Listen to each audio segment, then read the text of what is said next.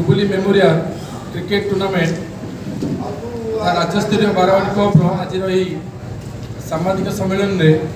समस्त सांबादिक बंधु मान अनेक अनेक शुभेच्छा अभिनंदन। आम आपण चतुर्थ संस्करण टूर्नामेंट रे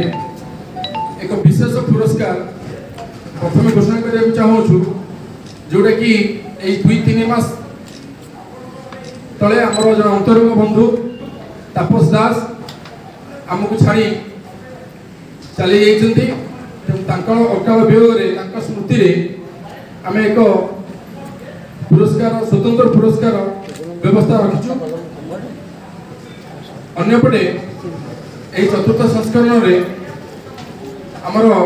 राज्यर 8टी दल अंशग्रहण करुँच। तन्मध्यरु कटक 2टी, भुवनेश्वर 3टी, खोर्धा, पुरी एवं निमापड़ा एवं एथरकर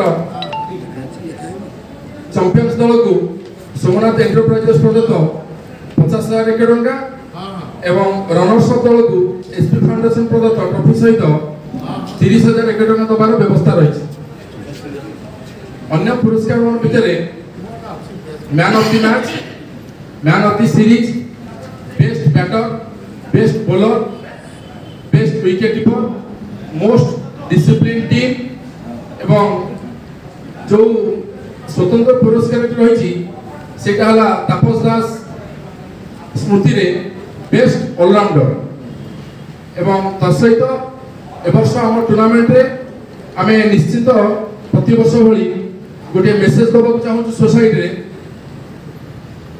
सेटा होची सेव नेचर। आपण हमर